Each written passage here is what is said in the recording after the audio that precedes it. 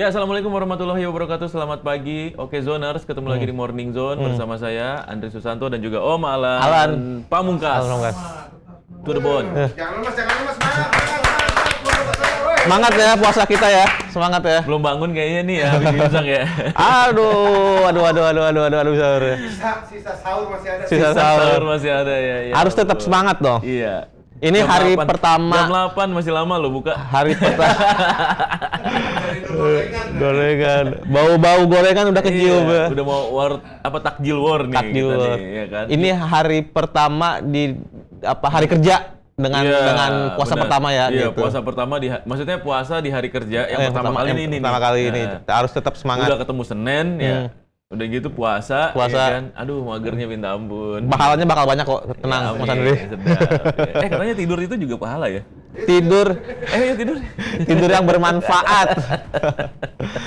Kita tidur yang tidur bermanfaat. Ini tapi emang lemes banget nih. Oke Zoners ya. Ya mungkin Om Alam bisa kasih tips kali ya. Kira-kira apa tips supaya kita nggak lemes gitu. Kalau saya lagi lemes banget ini hari ini nih. Ya di health-nya Okezone membahas ada kiat-kiat khusus untuk saudara-saudara kita, teman-teman kita yang menjalankan puasa gitu. Iya. Salah satu hal yang paling penting memang asupan air gitu ya. Kita rajin minum air gitu. Tidak dehidrasi ya. Tidak dehidrasi. Yang harus di-maintain baik pas ketika kita sahur, kemudian pas berbuka, kemudian setelah sholat tarawih misalnya harus diisi juga, kemudian sebelum tidur. Jadi kira-kira 1,5 sampai 2 liter itu tetap terpenuhi meskipun pada siang hari kita berpuasa gitu. Itu kemudian makanan-makanan yang tinggi nutrisi juga sangat dianjurkan gitu. Dan banyak serat. Dan banyak serat, betul. Nutrisi dan serat itu. Gorengan jangan ya, kayaknya ya. Sebenarnya gorengan ya kalau dari kesehatan jangan. Cuman kan itu sudah mengakar budaya di kita di Indonesia gitu kan, bahwa gorengan menjadi jadi menu buka puasa wajib ya gitu. Iya, wajib buat amalan kali.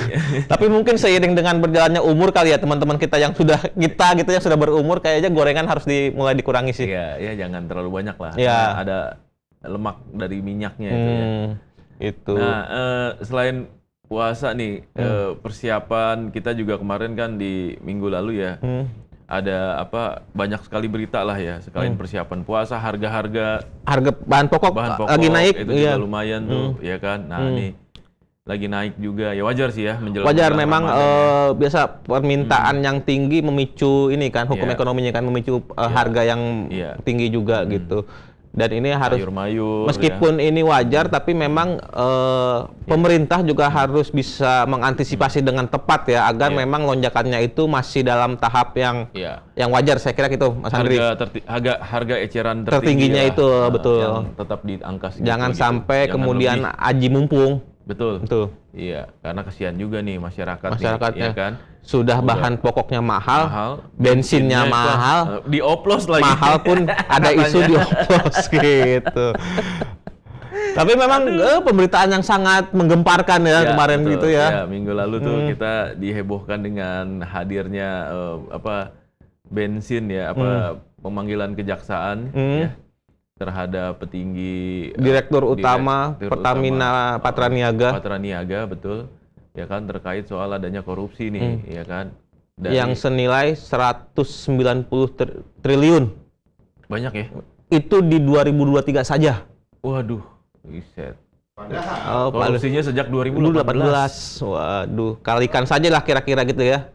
193 dari 2018 ke 2023, 5 tahun. Iya, buset, banyak amat. Waduh. Bisa beli Liverpool tuh. Beli klub bola. Bisa beli klub bola di Inggris tuh. Menjadi juara. Menjadi ini puncak klasmen ya. Iya, betul. Gitu. Jadi ini. Iya, menarik. Awalnya Kejagung menyebut ada pengoplosan dari pihak Pertamina gitu ya. Tapi kemudian pihak Pertaminanya membantah gitu. Hanya melakukan blending dan penambahan zat adiktif saat rapat dengar pendapat di DPR gitu. Tapi menarik dari rapat dengar pendapat kemarin tidak hanya dari Pertamina tuh, tapi dari swasta juga diundang kan. Akhirnya ada kesepakatan bersama bahwa penambahan zat adiktif itu tidak serta-merta mengubah RON. Iya, Iya. iya betul. Iya kan? Pengakuan mereka bahwa itu hanya melakukan penambahan zat adiktif ya gitu Iya. kan, dan pewarna kan. Pewarna, betul. Sementara untuk ukuran RON ukuran itu sama. tetap Jadi nggak akan mungkin RON 90 dikasih zat adiktif, terus kemudian berubah menjadi RON 92. iya gitu. Itu pengakuan mereka. Iya. Dan ini juga harus didalami sih apakah memang itu kan, saya pikir itu statement-statement yang normatif ya Mas Andi, Iya. di depan anggota dewan gitu. Iya. Dan Kejagung juga harus memeriksa apakah memang seperti itu atau ada perilaku culas yang ditutup-tutupi gitu dari proses-proses seperti itu. Karena memang ketika bensin ini kan menjadi salah satu, kalau bahasa kita mungkin sembako gitu kan. Ya, kebutuhan pokok. Kebutuhan pokok juga bensin ini, bahwa menjadi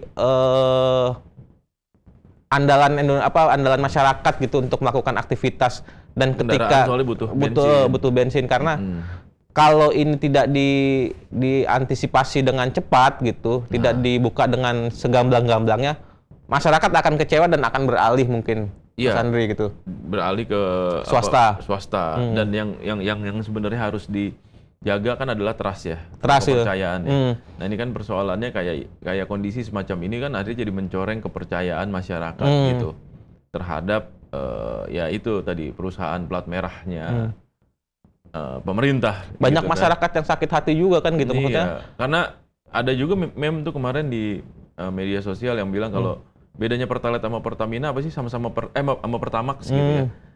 Ya bedanya Pertamax itu adalah Pertalite yang nggak ngantri. Kayak gitu kan. Karena banyak juga Mas Andri sebagian orang yang mengisi di Pertamina itu karena rasa nasionalismenya kan gitu. Betul. Saya membeli di Pertamina itu bukan semata-mata karena harganya lebih murah dibandingkan swasta. Betul. Tapi saya mencintai produk dalam negeri, saya mencintai Indonesia, maka dari itu saya membeli Pertamina gitu. Yeah. Tapi kemudian dengan kasus seperti ini mereka merasa kecewa gitu dan dibohongi. Sama juga kayak ini kali Om. Kayak misalnya kenapa sih orang beli Pertamax gitu? Ya kan? Oh karena Pertalite bukan hak saya. Iya. Gitu ya betul, kan? Kan? Ya udahlah gitu. Intinya kan niat masyarakat sebenarnya baik. Gitu. Baik, betul. Ya kan? Bahwa oh ya udah deh gitu. Beli Pertamax deh gitu. Alasannya apa ya? Alasannya karena si Pertamax ini kan bukan subsidi gitu. Kita tidak berhak memakai Pertalite gitu. Kita tidak berhak pakai Pertalite gitu. Tapi itu justru malah kayak dikhianati. Dan itu bahaya kan gitu. Makanya itu mungkin Pertamina juga harus menjelaskan kasus ini secara gamblang dan agar trust itu tidak lagi hilang gitu. Karena saya melihat fenomena-fenomena yang selama ini saya jarang temukan gitu ketika pom bensin swasta yang tadinya sepi, sekarang ngantrinya lebih parah, Mas Andri. Bener.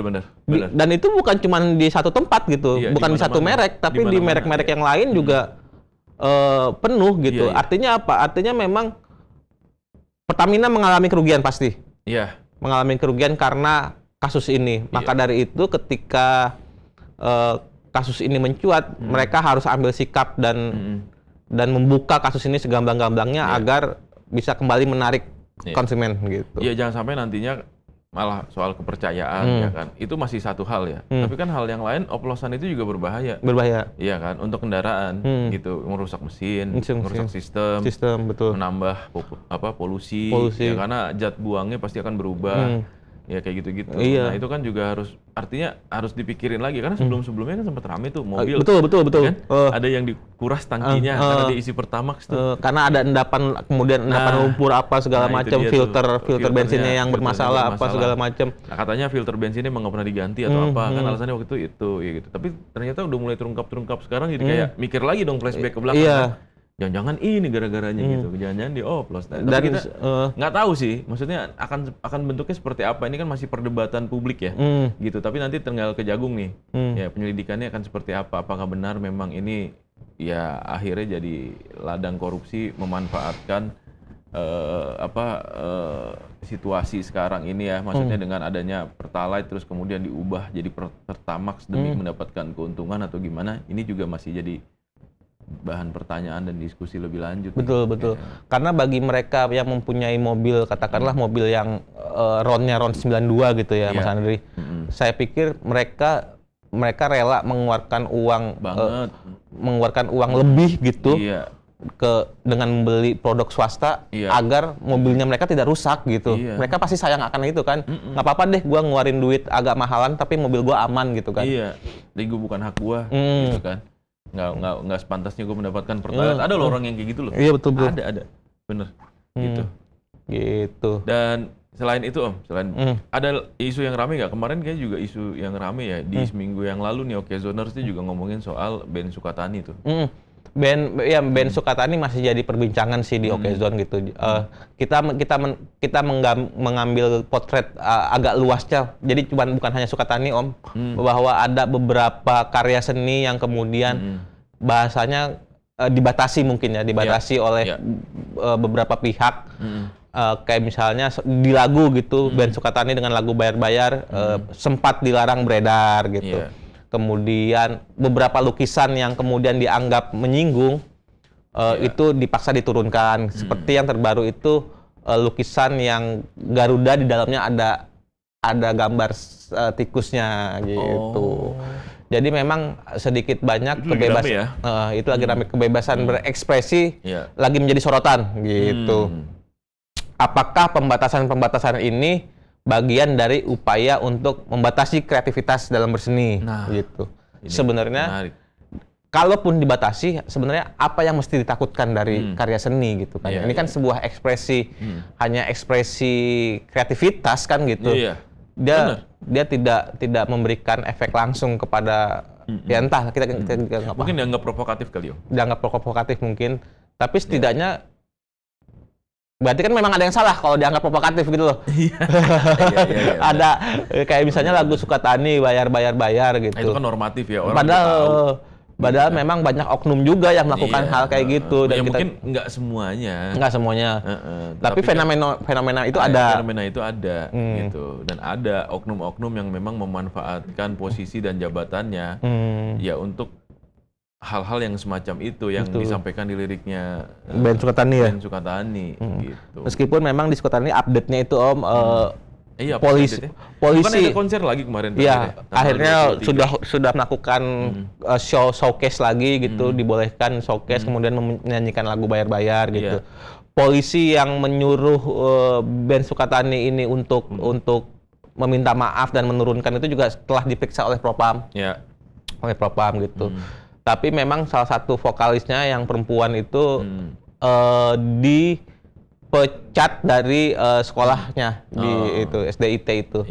Meskipun anggapannya karena bukan lagu Bayar-Bayar yang viral, tapi dianggap melanggar kode etik. Nah, melanggar kode etik inilah yang kemudian menjadi pertanyaan, kode etik yang mana. Kalau dianggap membuka aurat, justru para personilnya Sukatani itu memakai topeng dan menutup seluruh bagian tubuhnya gitu. Jadi alter ego ya. Apakah pemecatan ini bagian dari upaya membatasi kreativitas dari band Sukatani atau tidak gitu? Atau mungkin ya guru sekolah dasar kok nyanyinya lagu metal gitu kali ya? Iya, meskipun itu tidak masalah kan sebenarnya, tidak ada yang salah juga sebenarnya. Iya. Gitu. Ya tapi ini menarik sih si band ini ya gitu, dan band Sukatani sekarang juga udah jadi duta belum sih Om? Banyak yang ramai menjadikan Sukatani duta, tapi saya pikir janganlah, nggak usah. Nggak usah, terus berkarya aja, karena ketika menjadi duta harus ada campaign-campaign yang dilakukan kan gitu. Oh iya benar, nggak bisa mengkritisi lagi ya. Gitu. Udahlah. Tidak bisa menjadi kontrol sosial. Independen aja gitu. Iya. Gitu ya. Nanti kita juga bakal dengarkan masukannya Om Alan ya. Nanti kita juga bakal ngobrol dengan Mas Benny Benke. Iya. Salah satu wartawan senior di dunia hiburan. Nanti dia akan menjelaskan ya. Pengamat seni budaya lah di Indonesia gitu. Tentang apa? Fenomena ini di Sukatani. ya. Oke, siap. Oke, Zoners, jangan kemana-mana. Nanti kita akan ngobrol-ngobrol deh dengan Mas Ben ya. Tetap di Morning Zone. Cepat terkoneksi. Lengkap di sini. Okezone.com. Lengkap cepat beritanya. Ya, masih di Morning Zone bersama saya juga Andri dan Om Alan. Siap. Ini kita tadi udah banyak ngobrol ya Om tentang apa band Sukatani, terus kemudian ada konflik juga ya di dunia hiburan terkait soal hak royalti ya. Nah ini juga menarik karena kita ketemu nanti nih lagi ngobrol-ngobrol selanjutnya dengan narasumber kita. Betul. Melalui Zoom ketemunya. Nih karena bulan puasa nih lemes jadinya. Tapi nggak boleh lemes nih. Tetap semangat ya. Tetap Mas? semangat, Tetap semangat. harus. Iya kan, nggak boleh lemes. Nah, siapa Om? Hari Tamu ini Om kita untuk hari ini, Om? kedatangan Mas Benny Benke, seorang wartawan senior di dunia hiburan, juga sebagai pengamat. Beliau pandangan-pandangan yang kadang tajam dan berbahaya gitu. Mengamati dunia hiburan yang sekarang cukup ramai diperbincangkan. Iya. Dari seru ya. band Sukatani, kemudian beberapa lukisan yang kemudian harus diturunkan karena dianggap menyinggung penguasa gitu. Nah, kita lihat bagaimana pandangan Mas Benny Benke terhadap peristiwa ini gitu. Iya. Halo Mas Ben. Pagi Mas. Halo. Waduh. Oke, sehat Mas Ben? Gimana puasa Mas? Iya. Mas Ben melihat berbagai macam karya seni yang kemudian dibatasi ini seperti apa Mas Ben? Apakah ini upaya untuk membatasi kreativitas para pelaku seni? Ya, pertama ini perulangan ya, hampir terjadi di semua rezim yang ada di Indonesia atau semua rezim yang ada di dunia. Kalau di negara kita kan baru-baru ini pameran lukisan yang diturunkan karena menyinggung mantan presiden. Kemudian ada lakon dari ISBI, Institut Seni Budaya Indonesia di Bandung, yang dulu namanya STSI, Sekolah Tinggi Seni Indonesia, yang bersiap mementaskan lakon judulnya Wawancara Mulyono, dilarang oleh rektorat, sehingga lakon yang akan dipentaskan oleh Teater Payung Hitam untuk sementara ini puspon dulu. Konon akan diboyong di Jakarta. Saya ragu apakah akan bisa dibawa ke Jakarta atau tidak. Kemudian itu lakon teater ya, tadi lukis, ini lakon teater. Terus ya baru-baru di sini kita semua tahu ada Sukatani yang dipaksa untuk menurunkan single bayar-bayar yang terangkum dalam album mereka di semua platform. Walaupun pada akhirnya kepolisian mengakui kesalahannya, kemudian membolehkan mereka untuk memutar lagi. Tapi tindakan represif mereka untuk memaksa membuka topeng para penggawa Sukatani itu saya pikir excessive power, tindakan yang berlebihan. Dan itu bisa dipersoalkan sih sebenarnya sih. Itu kan seperti menelanjangi kita yang biasa menggunakan cadar, tiba-tiba dipaksa di depan kamera untuk memperkenalkan diri kita. Itu kan di luar negeri juga ada beberapa band yang sengaja menutup muka mereka, itu bagian dari gigs, tapi dipaksa membuka, itu bagian dari kezaliman sebuah institusi bernama kepolisian. Begitu Alan. Oh gitu. Siap. Tapi kan sejauh ini polisi kan juga sudah meminta maaf ya, Mas Andri ya, meminta maaf, kemudian menjadikan duta bahkan. Kemudian polisi yang kemudian meminta, memaksa personil Sukatani untuk meminta maaf juga sedang diperiksa di Propam gitu. Iya. Apakah ini sebagai bentuk permintaan maaf ini bisa diterima, dan kayak gimana Mas Ben melihatnya? Iya, ini kan setelah ramai bagi mereka, sadar bahwa tindakan mereka, mereka tidak pernah belajar dari sejarah yang panjang ke belakang. Di setiap rezim kita itu sudah terjadi. Soekarno dulu melarang semua lagunya Kus Plus ketika dibawakan tahun 60-an. Alasannya apa? Musiknya ngak-ngek-ngok dalam bahasa Soekarno. Tidak sesuai dengan semangat revolusioner yang Soekarno dengungkan. Mereka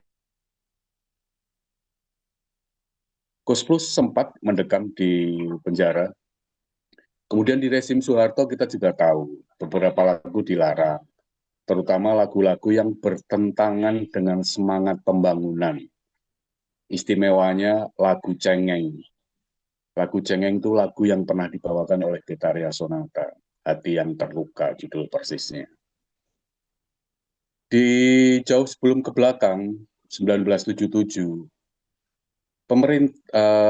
kerajaan Inggris pernah melarang semua stasiun radio di Inggris Raya memutar lagu God Save the Queen karena bersamaan dengan perayaan jubileum Ratu Elizabeth II sebelum meninggal ya, beberapa waktu yang lalu ya. Karena ditimbang lagu tersebut menghina semangat kerajaan. Tapi publik tidak peduli karena lagu itu memang seperti itu adanya. Sebagaimana publik di Indonesia tidak peduli dengan lagu bayar-bayar karena memang seperti itu adanya keadaannya. Bahkan sebenarnya secara lirikal lagu bayar-bayar itu biasa saja. Nggak ada yang istimewa. Kalau dari tinjauan lirisis ya, penulisan lirik ya, nggak ada yang istimewa. Para penyair itu menimbang ini seperti puisi pamflet, puisi yang terang benderang. Memang begitu keadaannya. Mungkin akan menjadi luar biasa jika lagu itu bercerita tentang kekejaman yang membunuh temannya juga polisi, alasan yang absurd. Para polisi yang membunuh ibu kandungnya sendiri dengan memukul kepala ibu kandungnya sendiri yang telah melahirkannya dengan gas 3 kg atau gas melam. Ini kan tidak diceritakan yang biadab-biadab itu. Yang diceritakan hal-hal biasa keseharian yang kita temukan. Kan? Kita lapor kehilangan, malah kita kehilangan. Kita lapor kehilangan sepeda, malah kita kehilangan sapi. Kan hal-hal yang biasa yang semua orang sudah tahu lah laporan polisi seperti apa. Bahkan di Amerika lagu I Shot the Sheriff punyanya penyanyi reggae itu juga sempat dilarang. Tapi publik tahu kelakuan sheriff di Amerika itu seperti kelakuan polisi di Indonesia pada saat ini. Sheriff itu kalau di Indonesia setingkat Kapolres atau Kapolsek lah, tergantung wilayah sheriffnya di Amerika seperti apa. Bob Marley, lagunya I Shot the Sheriff itu Bob Marley sempat dilarang karena menganjurkan kekerasan. Demikian rezim di Amerika pada saat itu. Tapi publik juga tahu penjahat adalah polisi. Penjahat sebenarnya adalah institusi kepolisian di mana saja yang diberi seragam, kewenangan, dan undang-undang untuk melakukan tindakan. Persoalannya, dalam banyak perkara, polisi excessive power melakukan tindakan di luar kewenangannya, termasuk melarang peredaran lagu di luar kewenangannya. Apa haknya polisi untuk menjadi penjaga estetika? Begitu, Alan. Oke, siap. Jadi seperti itu, Mas ya. Oke. Ya. Mas Andri, ada yang mau ditanyakan mungkin? Kalau kita lihat ya Mas, tadi ada beberapa contoh-contoh juga gitu ya. Memang ini kayaknya pelajaran yang tidak dipelajari gitu ya untuk mencekal sebuah lagu. Karya seni ini sebenarnya adalah ekspresi dari seniman kan sebenarnya. Dan kalaupun memang diambil pasar ya artinya memang itu sesuai dengan keadaan, sesuai dengan kenyataan gitu kali ya Mas Ben ya. Bisa disampaikan seperti itu kali ya. Dan kalau menurut Mas sendiri, pertanyaan terakhir, harapannya untuk musik Indonesia itu seperti apa? Terus kemudian dorongan untuk para seniman, musisi ya, termasuk juga artis, termasuk juga pemain-pemain teater mungkin gitu ya, yang tadi Mas juga bilang gitu. Di tengah rezim yang saat ini, apa harapan Mas sebenarnya untuk mereka? Ya, harapan saya, para seniman dan pelaku seni dalam bidang apapun, pelukis, penyair, pemain teater, penulis lagu, penyanyi, dan seterusnya, teruslah berkarya segila-gilanya, seketaton-ketatonnya sampai karya kalian di-ban, sampai karya kalian dilarang oleh rezim yang ada. Kenapa? Semakin sebuah karya, apapun bentuknya, dilarang oleh sebuah rezim, itu menunjukkan karya puncak dari sebuah karya. Jadi teruslah menggila dengan karya kalian semua. Jangan pernah gentar. Karena hanya keberanianlah yang mengiringi kesuksesan orang-orang besar. Jadi terus berkarya sesuai dengan hati nuraninya, nanti setiap karya akan menemukan caranya sendiri untuk menemui jalan popularitasnya. Demikian. Tuh, berat. Ngeri. Keren, Siap.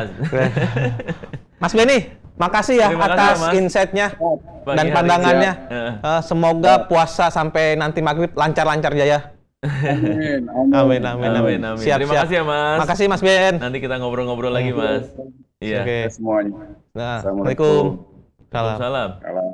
Jadi gitu ya Mas ya. Jadi Ya, luar memang biasa tuh ya. ketika dilarang justru malah menimbulkan kemarahan dan kemudian malah membuat banyak orang bersimpati kepada yang Iya. dilarang itu kan. Dan satu hal tadi ya, sebenarnya yang disampaikan Mas Ben itu juga benar tuh, ya kan, menggilalah dengan karya-karya, ya kan, tunjukkan kalau memang karya itu memang karya yang baik, ya kan, terus kemudian kalaupun misalnya ada ancaman, ada cekalan dari siapapun ya, ya termasuk institusi pemerintah atau misalnya rezim segala macam gitu, ya itu bagian dari dinamika. Nah yang menarik adalah sebenarnya musisi, seniman, ya kan, artis itu tuh mestinya bisa menjadi ini Om, penunjuk jalan yang benar gitu, ya kan, penunjuk jalan yang benar, mengingatkan semua orang, ya kan, termasuk juga penikmatnya, gitu, bahwa ada yang dalam sistem yang ada saat ini, Gitu, ya kan, dalam kondisi yang ada saat ini itu ada sesuatu hal yang salah gitu, ya kan. Nggak cuma jadi buzzer doang ya. Nggak cuma jadi buzzer, tapi jadi kontrol sosial Kontrol gitu, sosial, betul, ya betul, kan. betul. Iya. Akhirnya- itu yang paling penting sebenarnya. Akhirnya juga sekarang kan akhirnya banyak juga para pelaku seni gitu kan, artis gitu, pelawak, komedian, Jadi politisi. bukan yang kemudian menyuarakan kegelisahan-kegelisahannya di ruang publik, Harusnya publik gitu. Bahkan menyuarakan ada beberapa kegelisahan. komika misalnya, Nah, komika pelawak yang menyentil dalam tanda kutip menyentil pemerintah di tayangan-tayangan on air gitu kan. Dan ini cukup diapresiasi sih. Artinya iya. bahwa kegelisahan ini sudah dirasakan semua kalangan, semua kelas. Dan satu hal yang pasti ya, kontrol sosial yang dilakukan oleh seniman, terus kemudian musisi, ya kan, artis, komedian, itu harus lepas dari pribadi. Artinya ya yang diprotes itu adalah institusinya, gitu. Kebijakannya, ya kan, caranya, ya kan, kesalahan-kesalahan atau kekurangan-kekurangan yang ada di institusinya. Sama kayak misalnya Sukatani, dia kan nggak menyebut polisinya siapa, gitu kan, dia hanya menyebut institusi polisi, gitu. Nah sebenarnya itu bukan jadi satu hal yang salah kan, Yang tidak perlu ditakuti nggak gitu. perlu ditakuti karena ya polisi tugasnya melayani masyarakat, gitu. Nah kita bilang, oh ternyata masih ada loh kejadian kayak gini, dan itu kan diamini oleh semua orang. Dirasakan hampir juga, semua iya. orang gitu. Dan artinya berarti kan ada celah di mana, oh ini ada nih gitu, kekurangan-kekurangan yang harus diperbaiki ke depannya kan gitu. Nah itu yang kita sebut ya kontrol sosial tadi, refleksi untuk bisa memperbaiki lebih baik lagi pelayanannya ke depan gitu. Dan saya pikir juga ini menjadi momentum lah untuk para penegak hukum, pelaku institusi kepolisian apa segala macam. Sebenarnya tidak perlu takut kan, karena ketika ditakuti kemudian akhirnya menjadi ramai dan justru menjadi bumerang sendiri kan sebenarnya. Iya, ya jadi backfire ya buat institusi gitu. Nah ini juga ya mungkin bisa jadi pelajaran ya Kita jelasin ke depannya ya. Siap. Om, thank you banget ya Om. Siap, hari ini. Udah banyak banget nih materi-materi kita nih, meskipun dalam kondisi yang lemes. Biasa awal puasa kan gitu. Tapi kita tetap di morning zone ya. Nanti kita akan ngobrol-ngobrol lagi di hari yang sama dari hari Senin sampai hari Jumat. Ini baru hari Senin nih. Masih ada besok hari Selasa di jam yang sama di jam 8 sampai jam 9 pagi. Sampai jumpa. Assalamualaikum warahmatullahi wabarakatuh. Om, thank you ya. Siap, thank you Mas Andri.